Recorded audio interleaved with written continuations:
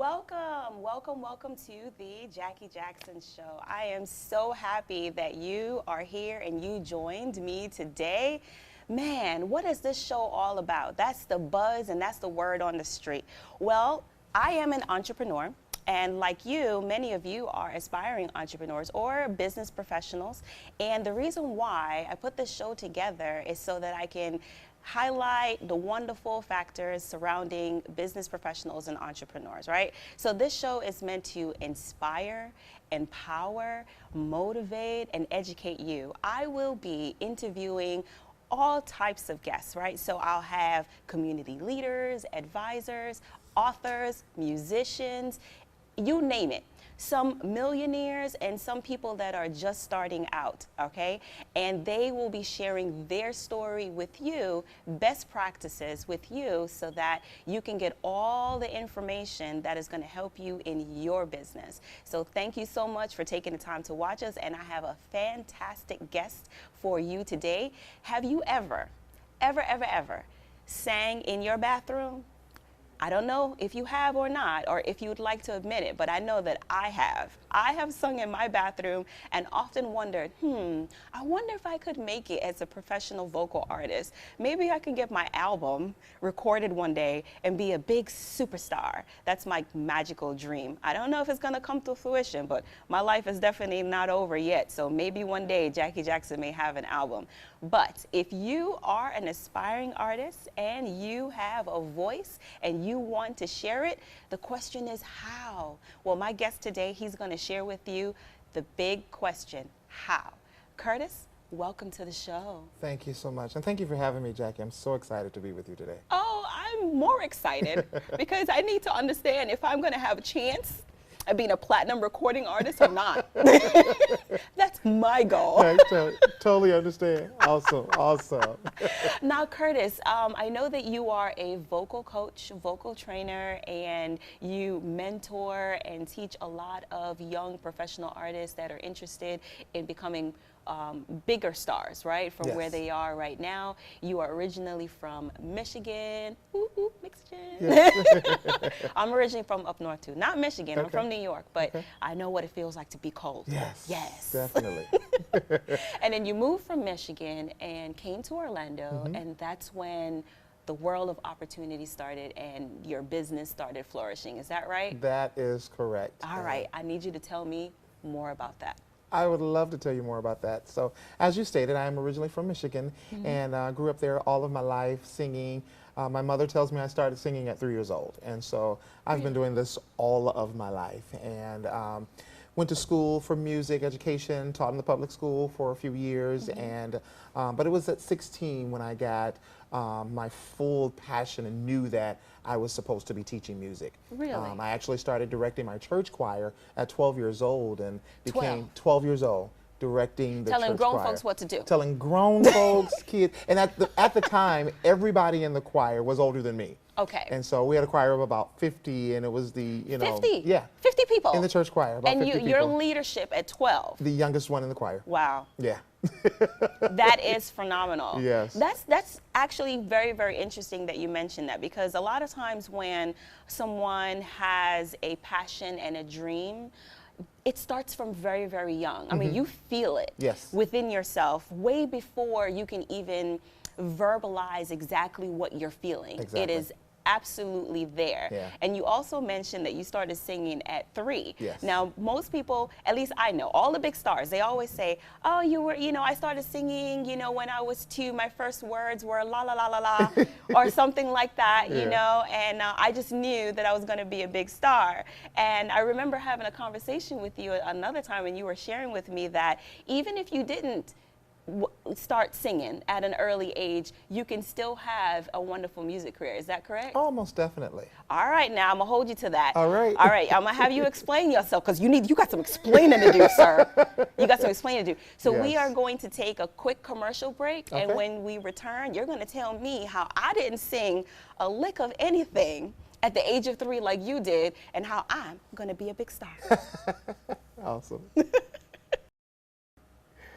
Need more customers for your business?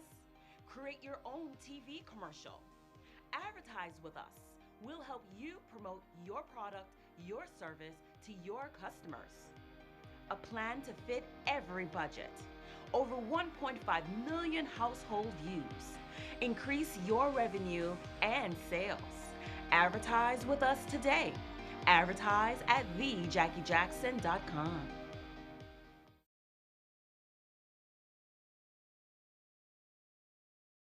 Wonderful. So we are back, and I'm still with Curtis Scullish from Michigan, and the wonderful, talented vocal coach and minister of music. We have so much to talk about. So before the break, Curtis told me that he teaches people who can't sing. Well, I shouldn't say can't sing. Well, doesn't have a history of singing. And he transforms their voice into a professional voice where you'll never even know. It's so seamless because he believes that everybody has a talent. Everyone has a voice. Is that right? I do. All I right, really do share. believe that. It definitely has to start with the mindset.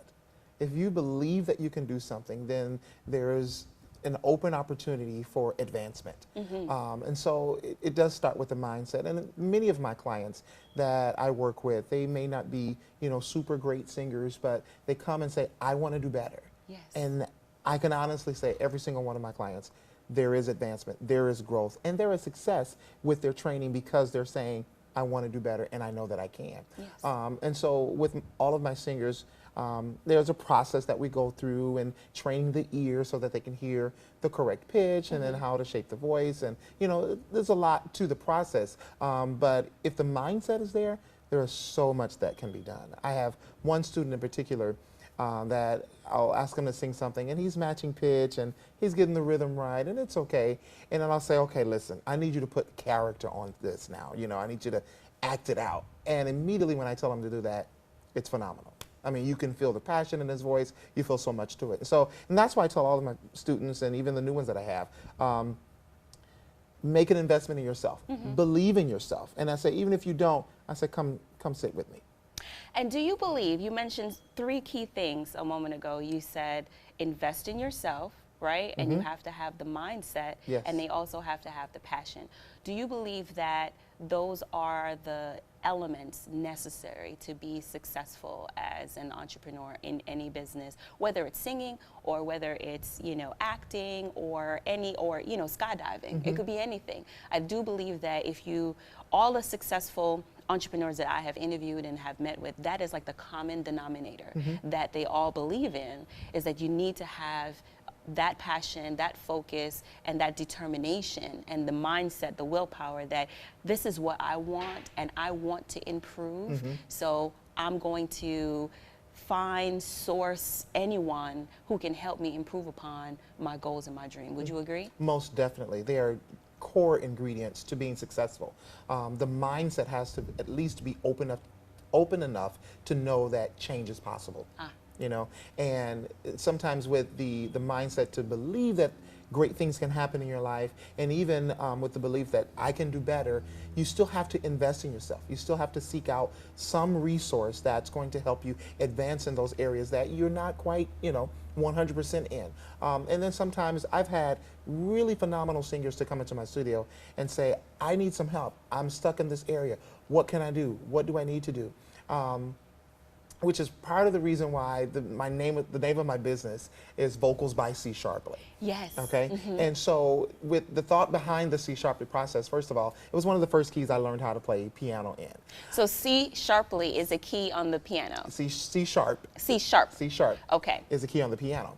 But growing older and realizing that I had to push and motivate myself and believe in the higher possibilities of myself, I decided to take on the name of C Sharp or C Sharply and having a dual meaning. So not just the key of C Sharp, but also to see sharply or to see higher. I see what you did there. Yes. Did you see that?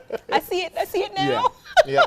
And I've always been an advocate of believing in the positive outcome, being Absolutely. optimistic about any given situation. And so I took on that whole personality. As a teacher in the public schools, I would tell all of my students, listen, you have to see beyond what you're looking at, see beyond what's in front of you. You know, have a vision, create a vision, you know, and believe in that. And actually, I wrote a song called C Sharply, which was on one of my first recordings. And the song was birthed out of seeing the situations of my current students.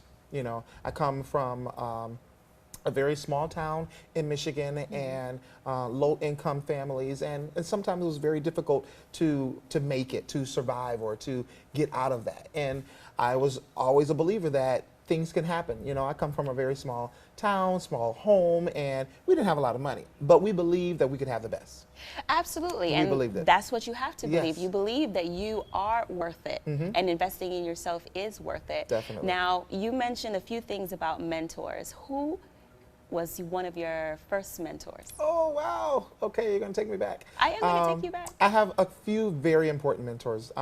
Number one, when I first started directing my church choir, my number one mentor at the time was my choir director in high school, Elizabeth Giegrich. We called her Miss G. Miss G. Miss G. All right, Miss G. And Miss G taught me so much about the voice, about conducting choirs. And Miss G was a Caucasian lady, but she didn't believe in barriers. You know, And your race or skin color should never define who you are. And she was in a predominantly African American community, and we had one of the best choirs in the state.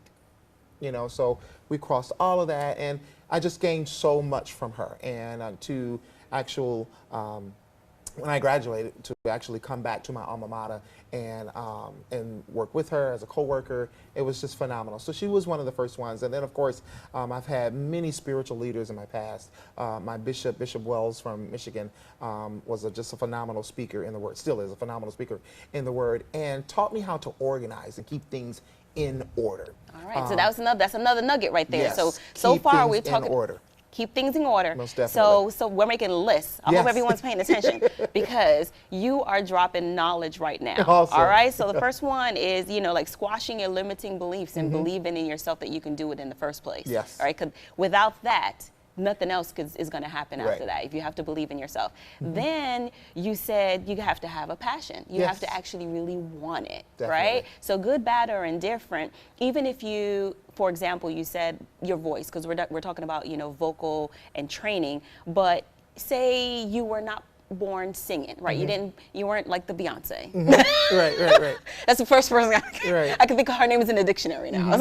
So I'm using her as an example. Okay. So you weren't born, you know, you weren't singing for your two in front of your own church choir or anything like that, but you still have a voice and you still have a passion. So you recognize it, and then you sought out and you seek out others that have the same interests as you. Definitely. And people who can help, and then Yes. find a mentor to do so, right? Most definitely. Absolutely. Yeah. Wonderful, wonderful. Now, you have 2 albums that you have written and arranged the music for that I Yes. want you to talk to me about, Yeah. the inspiration behind those 2 albums, right after we come back from our next commercial break.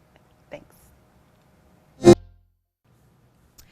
All right, and we are back, entrepreneurs, all right? So you are with Jackie Jackson, watching The Jackie Jackson Show, the place to be to obtain inspiring, empowering, and motivating educational information about how to become an entrepreneur, or if you are an entrepreneur, how to be a better one, right? So if you want have your own business and you want to grow in your business, I will be interviewing the who's who in Orlando, in Central Florida, as well as in Miami. Anybody. As a matter of fact, I'm not even going to limit myself because that's actually a limitation. Anyone in the world that has a story to tell, that has a vision that they want to share, that they believe that vision can help someone else reach a further end state, that's who I'm interviewing. And this evening, I am with Curtis Coolidge, all right? And Curtis, thank you so much again for being on our show. All right, so we left off by, I was getting ready to ask you about your 2 albums. Yes, Right? yes. So I think that's phenomenal. Anyone that, if you can publish a book, if you can publish an album and write music. I mean, that is so phenomenal. And you have done 2 already. So share with me the inspiration behind those 2 albums and what it means to you. Well, along with being a singer and a music director, music instructor, music teacher, vocal coach, I also do a lot of songwriting. And my inspiration comes most of the time from when I see people, see the things that they're going through. Sometimes it's what they tell me, and sometimes it's what God will just show me through some things that they're dealing with. And like I mentioned earlier, the song "See Sharply" was about the life of one of my students. I still can see her face to this day. And I just remember her going through a lot of things in her life. And I just told her, you can see sharply, you can get out of this. And so with both of the recordings that I did, it's always positive affirmations. It's always believing in yourself. Of course, the background for the music is gospel, but any song that I've ever written, whether it's gospel or R&B, it's always positive affirmation. So as a songwriter, and I tell anybody that I've coached with songwriting, always give somebody some type of hope. Yes. You know, always show them that, you know, that silver line, because that's who I've become, to always believe optimistically.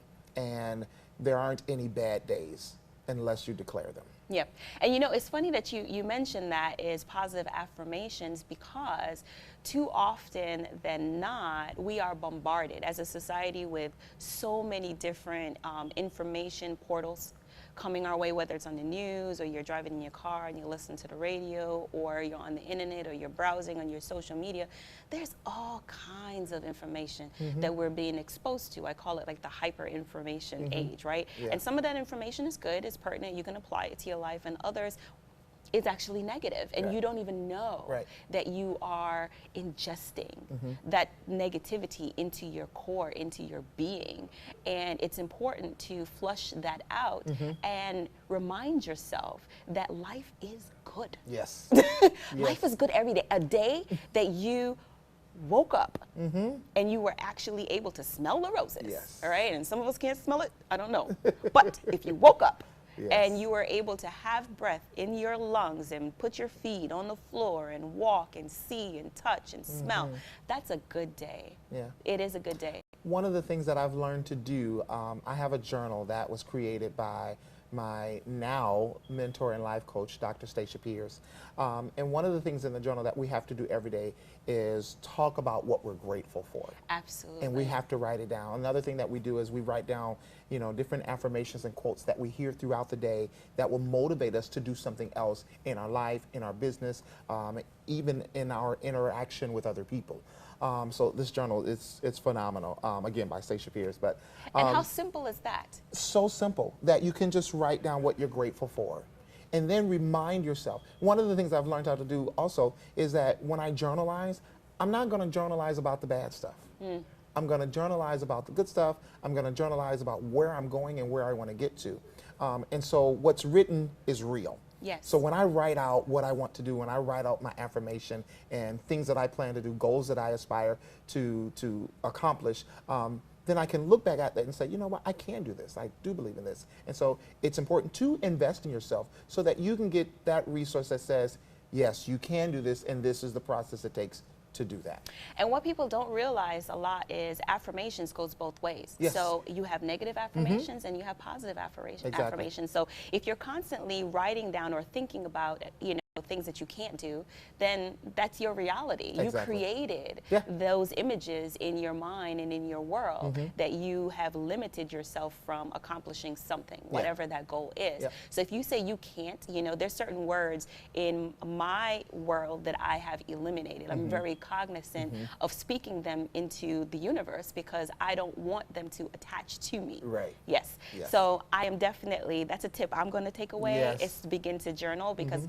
that's one step that I haven't taken as yet, and I definitely believe that I will do that. And if your mentor told you to do it, and you have had as much success as you have had, then that means there's something to it. So I need to start doing it too. So I'm humble enough to take on that advice, right? So you have a mentor, and you are also a mentor, and you are embarking on a new avenue in your business, right? Which is a virtual coaching. So for those of you So for those of you that want to sing, like me, but you don't live in Central Florida, you don't live in Orlando, and you want to sing, Yes. Curtis can help you. So if you live in Russia, we're going to talk about that too. Oh, yeah. Right? So if you live anywhere, right, because Russia's all over the TV now. So if you live in Russia and you want to sing, Curtis is your guy. He's going to help you do that. All right. Yes. So tell me a little bit about your virtual coaching. Yes, it's called the International Virtual Voice, and it's a class that I set up online for those people that are far away from me and can't get to me for coaching. Being from Michigan, I still have a lot of people that, students that I worked with before and that are interested in the private one-on-one coaching. And so what I did is I devised a program that will reach anybody, anywhere in the world where you can get my coaching. And so the program is set up on my website, and actually it includes vocal coaching, director trainer classes, songwriting classes, leaders of worship classes, and those are just to begin with. And That's so, huge. yeah, you can buy the entire package, or you can just start with the vocal coaching part as well. So, but I That's have students right super now that I huge. Skype in, but this is a way that I can reach more students. One of the things that I learned from my coach, Dr. Stacia, she said, don't say no to clients. And I was like, okay, I won't say no. But Next Lord, tip. how do I do that? Right. That's the next tip. Don't say Yeah, no. Don't say no. Right. And so always having that yes just opens up the door for so many opportunities. And I started out coaching here about 6 years ago. And I started with one student. And that one student went well over 200 students. Wow. On a Phenomenal weekly, growth. On a weekly basis, I see close to 70 clients. That's exponential, right? So, wait, we're going to rewind. Okay. Because people think, say you are a farmer's market, person and you grow your own produce or you make cookies, right? If you have one client that loves your cookies, don't be discouraged, Right. right? You Right. have to start with one. If one person loves your cookies, you are in business. Yes. Because then you can have a repeat customer, There you right? go. You just have one. But you were able to take one or two vocal students and then multiply that. So that Yes. obviously means that you are good. Yeah. So how were you able to grow your business in such a short period of time? Well, a lot of the tips I learned from Dr. Stacia Pierce, and just how to push my business in such a way. Did a lot of things on social media, did a lot of word of mouth, had clients do testimonials, just a lot of things that I did to really promote the business. And I got myself out there. I started at particular high school, University High School, and just kind of going there, once or twice a week, and word of mouth spread. And my children as well are singers, performers as well. And my son was very instrumental in getting me connected with some students at the high school. And this is what we call C-sharply management. Right. Because it's everybody. It's a family It's business. a family affair. It's a family affair.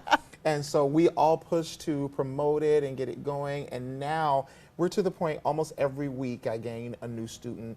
And whether it's from my website, social media, word of mouth, you name it, it keeps growing. Oh, wow. It keeps All growing, right. So so- we're going to talk a little bit more about that Awesome. as soon as we return from this commercial break, because I was joking just a little bit about you being in Russia, but he really was, y'all. We're going to talk about that experience when we come back. Does it feel like, does it feel like, does it feel like the real thing? Does it feel like burning up, burning up, burning up, oh? Does it feel like, does it feel like, does it feel like the real thing? Let's not know where lovers go. Baby, we got the real thing.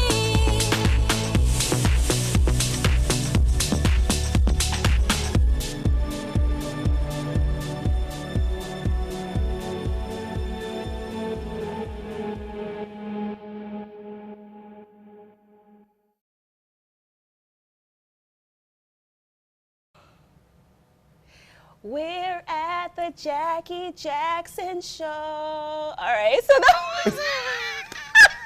I had to do it because you said that you could teach me how to sing. So I'm gonna put you on the spot, Curtis. I can do it. All I of can the do it. world, all of America America. Everyone just heard that internationally. I can how do it. horrible I sound. So you have to be good to fix all of that that just happened a few seconds ago. But more importantly, you are an international star, all right? Point blank, period. So you performed in Russia, right, a few years ago. That and is tell me correct. about the experience. I mean, in your wildest dreams, even as a child, when you were, did you ever think that you would be internationally singing I did for not. any audience? I did not. I know. Did not. Isn't that crazy? It really is. I mean, even to be doing everything that I'm doing now, it was not in my wildest dreams, you know. But you know, I'm reminded of a passage that says, you know, God can do exceedingly abundantly above all that you can ask or think. And so, literally, it has blown my mind the things that have been able to happen for me in like the past 20 years, I would say.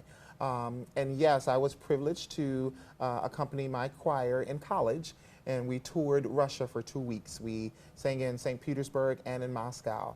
And the amazing part about that trip, well, there was a lot of amazing factors, but I was one of the featured soloists in every concert that we did. And so it was an amazing experience. So you had a spotlight.